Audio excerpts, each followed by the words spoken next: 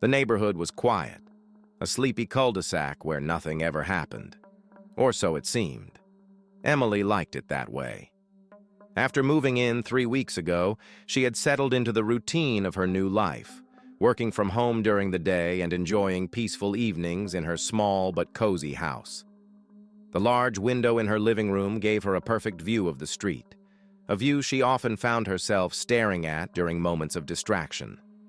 It was during one of those idle moments that she first noticed him, the neighbor across the street. His house was the only one on the block with its lights always dimmed, as though it was hiding from the rest of the world. Emily had never seen him during the day, but at night, the silhouette of a tall man would sometimes appear in the upstairs window. He never seemed to move, just stood there, staring out at the street. Or perhaps, staring at her house. At first, she thought it was her imagination. The idea of someone standing motionless for hours seemed absurd. But the more she watched, the more she noticed his eerie consistency. The man would appear at the same time every evening, just after sunset, and remain there until long past midnight.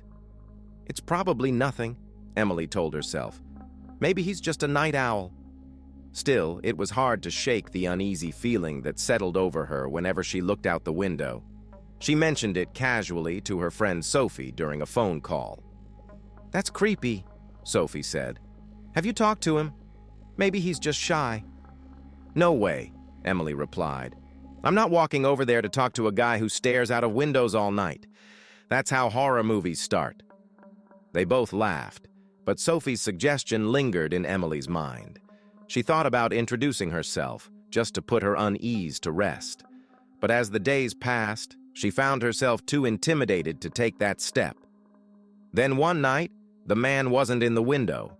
Emily noticed the empty silhouette just after dinner and felt a strange mixture of relief and disappointment. She shook her head, scolding herself for caring so much about a stranger's habits. But the relief didn't last. Around midnight, she was startled awake by the sound of her doorbell ringing. Her heart raced as she stumbled out of bed. It was far too late for visitors, and the neighborhood was usually silent at this hour. She grabbed her phone, using its flashlight as she made her way to the door. Peering through the peephole, she saw nothing but darkness. No one was there. "Hello?" she called out, her voice shaky. The only response was the faint rustling of leaves in the wind. Emily checked the locks twice before retreating back to bed. She told herself it was probably a prank, maybe some kids in the neighborhood.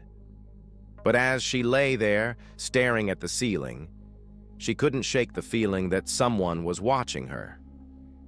The next evening, Emily glanced out the window again, and her breath caught in her throat.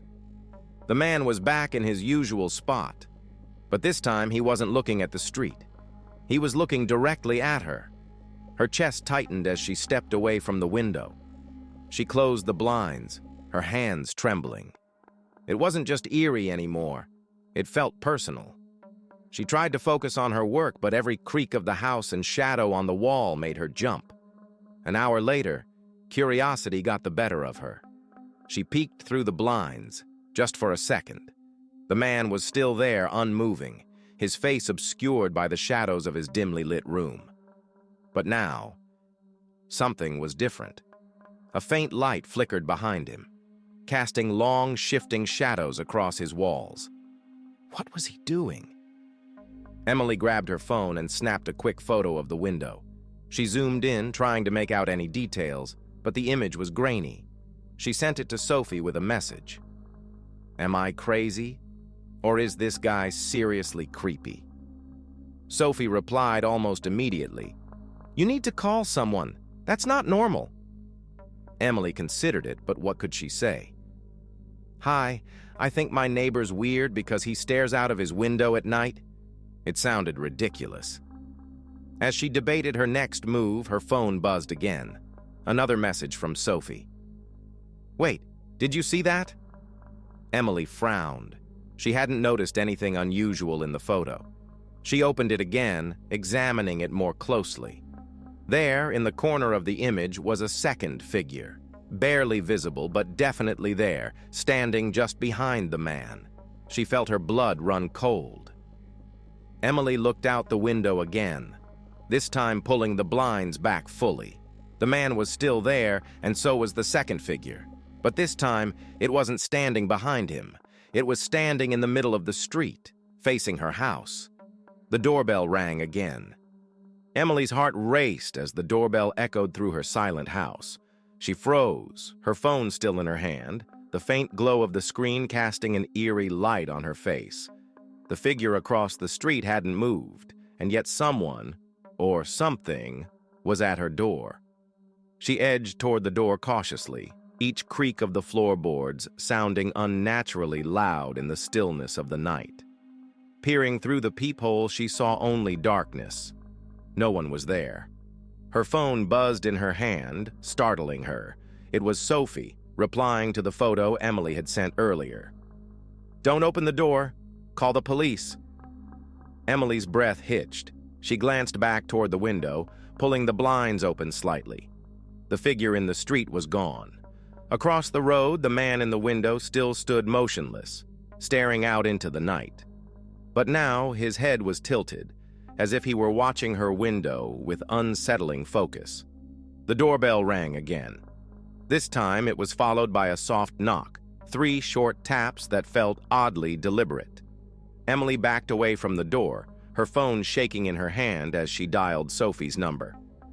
Pick up," she whispered, pacing in a tight circle. Sophie's voice came through, calm but concerned. "Emily? What's going on?" "There's someone outside my house," Emily said, her voice barely audible. "And I think it's connected to the guy across the street." "Get out of there," Sophie urged. "Go to your car. Drive somewhere safe." Emily hesitated, glancing toward the window again. Her car was parked in the driveway, its silhouette visible in the dim moonlight. The street was eerily empty now, and the figure in the man's window had vanished. "I think he's gone," Emily said, though she didn't believe it. "Don't trust that," Sophie replied. "Just—" The line went dead. Emily pulled the phone away from her ear and stared at the screen. No signal. She looked up at the ceiling, the creeping dread in her chest threatening to suffocate her. A faint tapping sound drew her attention back to the window. Her breath caught as she saw it. A handprint, smeared across the outside of the glass. It was large, too large to be human. Her legs felt like jelly as she backed away, her mind racing for explanations that wouldn't come. The tapping continued, louder now, as if something was trying to get inside. She ran to the kitchen, grabbing the largest knife she could find before retreating to the living room. Her eyes darted toward the blinds, and for a brief moment, she considered opening them, just to prove to herself that she wasn't imagining things. The tapping stopped. The silence was deafening. Emily held her breath, the knife clutched tightly in her hand. She moved to the window slowly, pulling the blinds back just enough to peek through. The street was empty. No one was there. But the man across the street was. He was standing at his window again, this time with his face fully illuminated. His features were gaunt, his skin ashen, and his hollow eyes bore into her with an intensity that made her stomach churn. Behind him, the faint figure that had lurked in the shadows earlier was now fully visible, a pale, grotesque shape with elongated limbs and a face that didn't seem quite human. Emily staggered backward, her hands trembling. The knife clattered to the floor as she stumbled toward the front door. She needed to leave, now. The door swung open before she reached it. Standing in the doorway was a man. He was tall, with disheveled hair and dark circles under his eyes. He wore a tattered jacket, and his expression was blank. "You shouldn't be here," he said, his voice low and gravelly. Emily screamed, scrambling back as the man stepped inside. He closed the door behind him, locking it with deliberate slowness. "Get out!" she shouted, her voice breaking. "Who are you?" "I'm trying to help you," the man said, his tone calm but urgent. "They've already seen you." "They?" What are you talking about? Emily's back hit the wall as she searched for something, anything, to defend herself with. They come for anyone who notices, the man said, his voice dropping lower. You saw him, didn't you, across the street? Emily's breath caught. Who is he? The man shook his head. Not who. What? That's not a man. And you've drawn its attention. Emily's mind reeled, her thoughts colliding in a storm of confusion and fear. What do you mean, its attention? Why is it watching me? Because you looked, the man said simply. And now it won't stop. Suddenly the house shook violently, the windows rattling as the lights flickered overhead. The tapping sound returned, but this time it was everywhere, on the windows, the walls, even the ceiling. The man grabbed her arm, pulling her toward the back of the house. We don't have much time, he said. If we don't leave now, it'll be too late. Emily hesitated, but another violent tremor shook the house, and she had no choice. She followed the man into the night, the cold air biting at her skin as they ran down the street. She didn't look back, didn't dare to see if the thing was following them. But in her mind, she could still see its hollow eyes and twisted grin. The man led her toward the edge of the cul-de-sac, where the streetlights cast long, distorted shadows. He stopped suddenly, turning to face her with an expression of grim finality. It's not over, he said. Not until you face it. Face what? Emily demanded, her voice trembling. What is it? Why is it doing this? The man didn't answer. Instead, he pointed toward the darkness beyond the streetlights, where a faint figure was beginning to emerge. It was waiting for her. Emily's breath came in short gasps as she stood frozen under the flickering streetlight. The shadowy figure at the edge of the darkness loomed closer, its grotesque limbs moving unnaturally, as though it didn't fully understand how to walk. Beside her, the man who had barged into her house stood firm, his face a mask of grim determination. What is that? Emily whispered, her voice trembling. It doesn't have a name, the man said, his voice low. It just watches. It waits. And when you see it, it sees you too. The figure stepped into the faint glow of the streetlight, and Emily felt her stomach drop. Its face was hollow. No eyes, no mouth. Just an empty void where its features should have been. The longer she stared, the more the void seemed to grow, pulling her gaze into its endless depth. Don't look at it, the man barked, grabbing her arm and shaking her free from its spell. That's how it pulls you in. Emily tore her eyes away, but the image of its hollow face was burned into her mind. What does it want? She asked, her voice barely audible. You, the man said. It feeds on people like you, those who notice it, who can't look away. The more you focus on it, the stronger it becomes. Emily stumbled back, her legs shaking. How do we stop it? The man hesitated, his jaw tightening. There's only one way. You have to face it. That doesn't make any sense, Emily shouted, tears streaming down her face. You just told me not to look at it. Not like that, the man said, his voice steady. It isn't real, not fully. It's a reflection of your fear, your guilt, everything you've buried inside. It can't hurt you unless you let it. But if you run, it will follow you forever. Emily shook her head, the weight of his words pressing down on her. Why me? What did I do to deserve this? It doesn't care what you've done, the man said. It only cares that you've seen it. The creature moved closer, its limbs dragging across the pavement with a sickening scrape. The air grew colder, and Emily felt an unnatural heaviness settle over her, as though the very atmosphere was trying to pull her down. I can't do this, she whispered, backing away. You don't have a choice, the man said.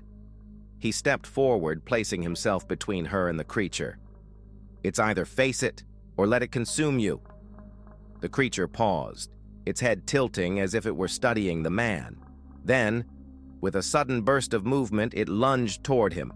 The man raised his arms in defense, but the creature's limbs wrapped around him like vines, pulling him into its hollow void. "No!" Emily screamed, reaching for him, but it was too late. The man was gone, his body absorbed into the creature's darkness. The street fell silent. Emily stood alone, trembling under the flickering light. The creature turned its hollow face toward her, its empty void growing larger, darker. It began to move again, this time with purpose, each step bringing it closer to her. Emily's mind raced. She wanted to run, to hide, but the man's words echoed in her head. "If you run, it will follow you forever." She clenched her fists, forcing herself to stand her ground. Her legs shook, her chest heaved, but she didn't move. As the creature closed the distance, she locked eyes with the void where its face should have been. "I'm not afraid of you," she said, her voice trembling but firm. "You're not real." The creature froze, its elongated limbs twitching. The air around it seemed to ripple, like heat rising from pavement on a summer day. Emily took a step forward, her heart pounding. "You're not real," she repeated louder this time. "You're just a shadow." The creature let out a guttural hiss, its void-like face twisting as though it were struggling to maintain its form. The closer Emily moved, the more it shrank, its limbs retracting, its hollow void collapsing in on itself. With one final step, she reached out her hand, touching the cold, dark surface of its face. The creature let out a piercing scream, and then it was gone, disappearing into the night like smoke caught in the wind. Emily collapsed to her knees, her body trembling from exhaustion. The street was silent once more, the flickering streetlight casting a dim glow over her hunched form. She looked around, half expecting the creature to reappear, but there was nothing. It was over. Or so she thought. As she stood and turned toward her house, she saw movement in the window across the street. The man was there again, standing in his usual spot, his hollow eyes fixed on her. But this time he smiled. Emily stumbled back, her chest tightening. She looked again, but the window was empty. The house was dark. She told herself it was her imagination, a trick of the light. But deep down, she knew the truth. The hollow eyes never really go away. They're always watching, waiting for someone to see them.